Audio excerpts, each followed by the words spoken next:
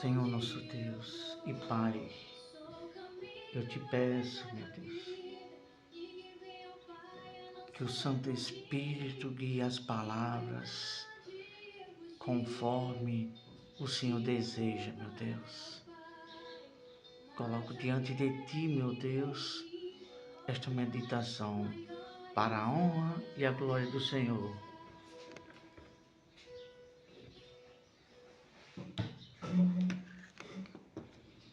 Olá, bom dia. Graça e paz da parte de nosso Deus, que a Ele toda a honra e toda a glória.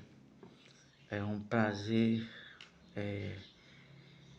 que eu sinto, um prazer merecido, porque nós não merecemos.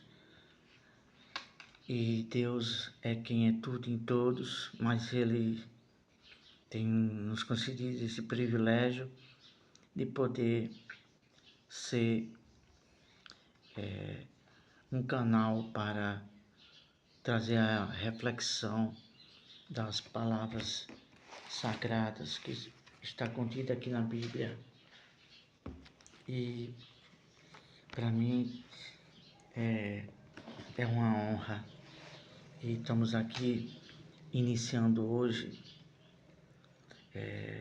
um caminho estreito, uma meditação muito, eu poderia dizer assim, algo muito precioso, algo diferente de Deus para nossas vidas. Então, iremos começar então. Já estávamos orando aqui, particularmente, na medida que passava a melodia do louvor. Nós vamos falar de 5 tópicos sobre essa série de meditação sobre o estreito caminho. Estamos iniciando hoje, uma quarta-feira, sobre a série O Estreito Caminho. E são 5 tópicos a ser falado. Vai ser bem objetivo, bem claro, de uma forma bem calma, uma forma bem expressiva, assim, de uma maneira que dê para as pessoas entender, ouvir e compreender tudo que está sendo falado. E o tema principal é esse, o de hoje. Entrai pelo estreito caminho. Entrai pelo estreito caminho. E nós separamos como texto base para essa meditação Mateus, o Evangelho, o primeiro livro que escreveu o apóstolo Mateus, capítulo 7, versículo 14, que diz assim, vou ler aqui na minha Bíblia, depois vocês confiram aí também se tudo está sendo de acordo com o que está escrito. A gente tem que conferir tudo, porque é a palavra de Deus de uma forma coerente e verdadeira, que nos traz luz, que nos traz vida, que nos traz esperança. Olha só o que diz, Mateus capítulo 7, versículo 14. E porque estreita é a porta, e apertado o caminho que leva à vida, e poucos há que a encontrem. Palavras do Filho de Deus. Não foi palavra de um discípulo, a sua maneira, não foi de um profeta, foi do próprio Deus, na pessoa do Senhor Jesus, o Filho de Deus. Ele falou que são poucos os que encontram. Por quê? Quem é que quer enfrentar dificuldade, passar por um caminho estreito, apertado, que você vai ter que se esmerar, você vai ter que se sacrificar para passar por aquele caminho estreito? Quem é? O ser humano, ele não gosta de sacrificar. Sacrificar, que eu quero dizer o quê? A sua própria vontade. Ele não gosta, a natureza humana não gosta de sacrificar para fazer o espiritual. E o caminho do Senhor, essas palavras são espirituais. É do mundo divino, celestial. Então, primeiro tópico, nós colocamos aqui como se conscientizar que precisa de Deus.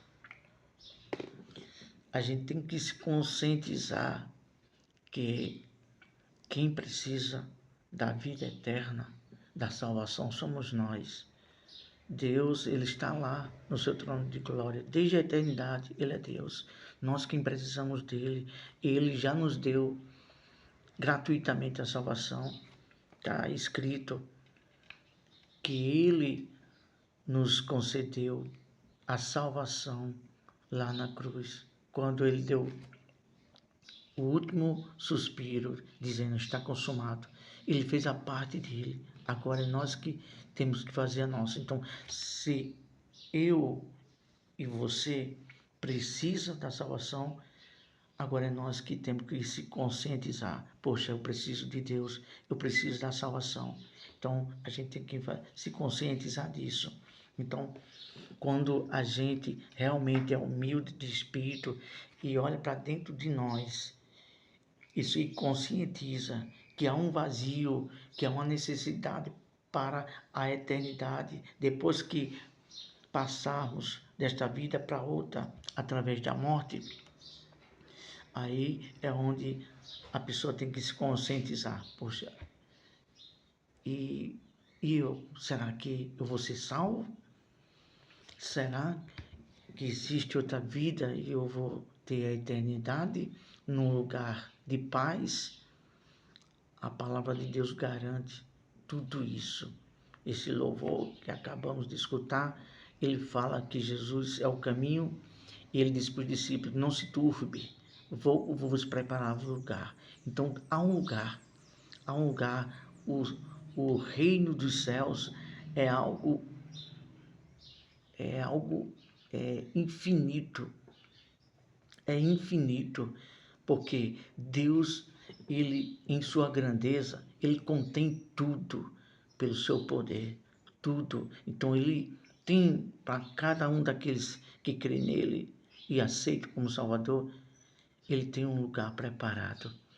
Agora, para que isso venha começar a acontecer dentro de nós temos que se conscientizar que precisamos da salvação, somos pecadores. Então, foi isso que um dos homens que conhecia a lei, que era religioso, que estava praticamente todos os dias dentro da igreja, mas não entendia Deus. É isso que eu tenho batido muito nessa tecla. Tem gente que está dentro da igreja, pode ser até eu mesmo, dentro da igreja, mas não teve um encontro com Deus, não tem a intimidade, não conhece ainda Deus e não sabe a vontade de Deus para a salvação. Foi isso o caso, a situação do apóstolo Paulo, quando ele ainda não servia a Deus, pensava que estava servindo a Deus todos os dias na igreja, mas não tinha tido um encontro com Deus. Mas depois que ele teve um encontro com Deus, ele se conscientizou que existia um Senhor e que aquele que foi morto na cruz e que foi no tempo dele que o Senhor Jesus foi morto, ele sabia e soube da história do sacrifício de Jesus na cruz. E ali Jesus se representou para ele e ele teve um encontro com Deus. E ele reconheceu e ele disse com essas palavras, está escrito na palavra de Deus, Novo Testamento, 1 Timóteo, capítulo 1, versículo 15, diz o seguinte: Cristo veio ao mundo para salvar os pecadores, dos quais eu sou o principal.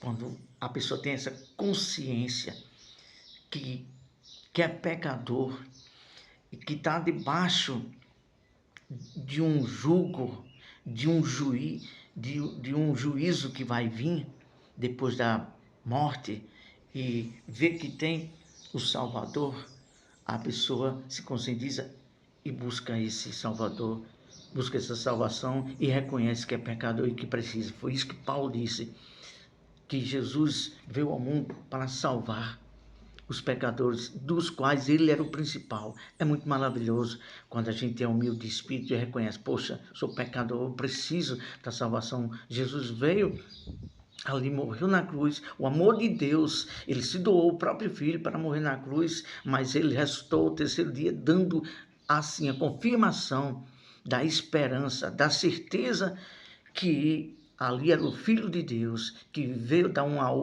última oportunidade para o ser humano para ter a salvação. E Paulo reconheceu isso. É muito maravilhoso quando a gente reconhecemos que precisamos da salvação. É muito maravilhoso.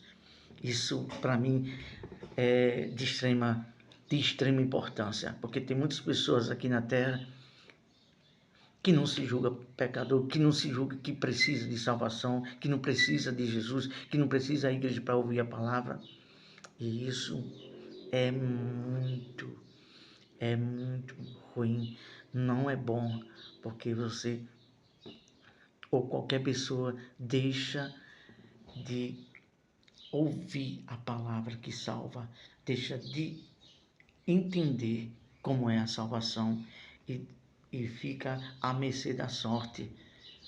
À mercê da sorte, muitos vivem na esperança de suas boas obras ou preceitos religiosos, que tudo isso não salva. Quem salva somente a fé, a obediência em saber que Jesus é o Salvador e que a gente devemos obedecer a sua palavra, está congregado ao Senhor Jesus, porque os discípulos todos se congregavam junto. Está escrito, leia o livro de Atos, Atos dos Apóstolos, capítulo 2, versículo 40 em diante, que diz, todos estavam reunidos, todos oravam junto, todos compartilhavam da mesma fé. Há quem diga assim, não precisa estar na igreja, não precisa se congregar.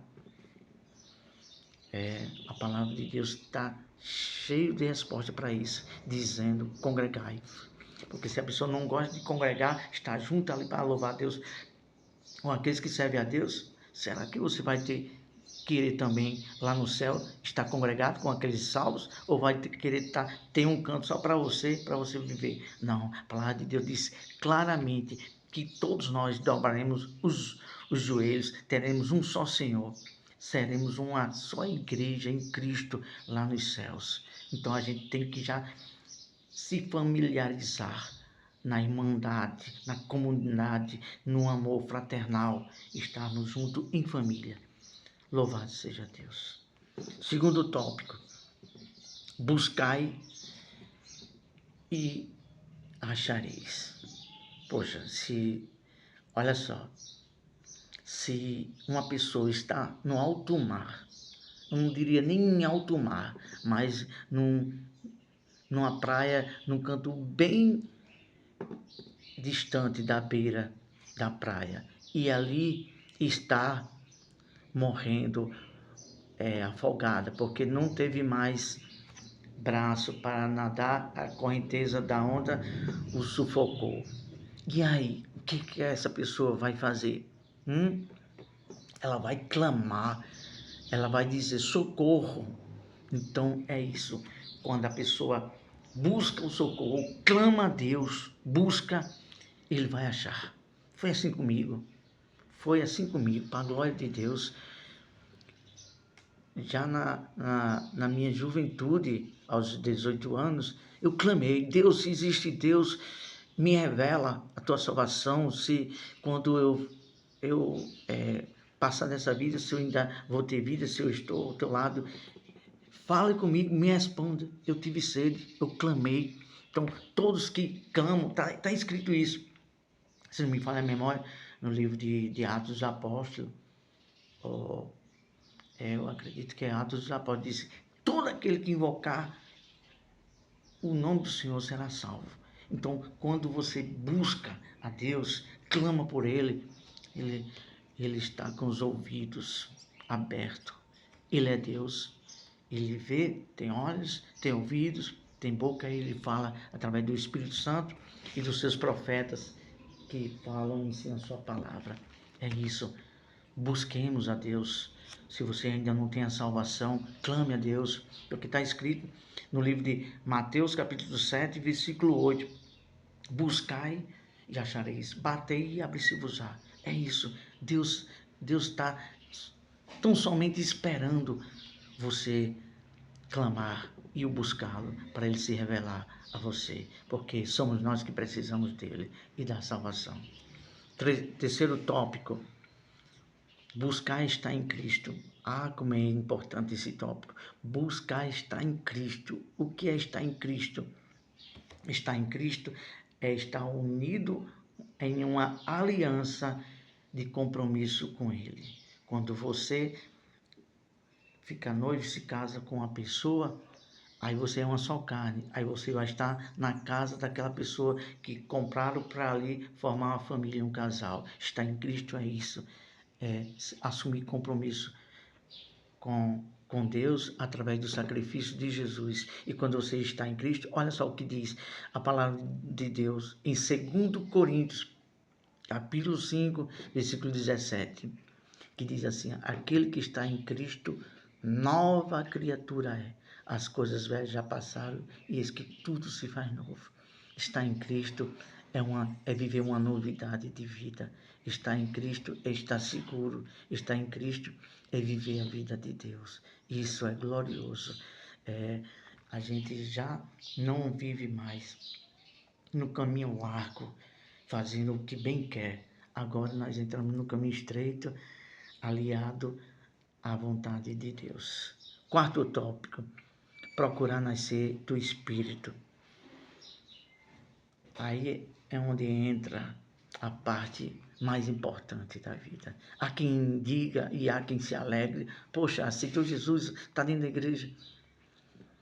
Não é o maior milagre. Não. É muito maravilhoso aceitar Jesus, mas o maior milagre e mais glorioso que dá acesso aos céus, aqui quando você aceita Jesus, dá acesso ao reino de Deus aqui na terra. Mas quando você nasce de Deus, do Espírito, dá acesso ao reino dos céus. A gente vê isso em João capítulo 3, versículo 6, que diz assim: o que é nascido da carne é carne, e o que é nascido do Espírito é Espírito. Então você já começa a trilhar um caminho estreito. Você não vai mais fazer o que é da vontade da natureza humana. Você vai começar a fazer vontade, se estreitar, a se sacrificar para viver e ser uma vida espiritual, tal qual a de Deus, uma vida de santidade. A vida no Espírito significa viver uma vida santa. É maravilhoso ter os próprios pensamentos de Deus, os mesmos sentimentos de Deus. E para concluir, terminar por aqui, olhar só para Jesus. Está escrito em Hebreus capítulo 12, versículo 2, olhando firmemente para o autor e consumador da fé, Jesus, o qual, em troca da alegria que lhe estava proposta, suportou a cruz, não fazendo caso da ignominia, ou seja, de todo o menosprezo, de toda a agonia que ele passou de renunciar tudo que ele passou aqui. Ele sendo Deus, ele passou tudo isso, desprezo, muitas coisas que ele passou aqui, mas ele suportou, e com muita obediência e já na certeza que ele voltaria de novo para o trono ao lado do Pai. Suportou, dando-nos o exemplo. Por isso que a gente temos que olhar para Ele, porque Ele é o nosso exemplo. Ele é perfeito. Nós somos falha. Quando olhamos para o erro dos nossos irmãos, do nosso próximo, a gente já começamos a ceder à vulnerabilidade de pessoas que está começando a trilhar caminhos ou fazer coisas que Deus não quer. Deus quer que a gente tenhamos misericórdia para com o nosso próximo e olhando só para Ele, não olhar para defeito de ninguém. É isso que Deus quer de nós. Que Deus nos abençoe. Esta foi a primeira parte dessa série, O Estreito Caminho, que com certeza será muito glorioso esses dias. Deus abençoe.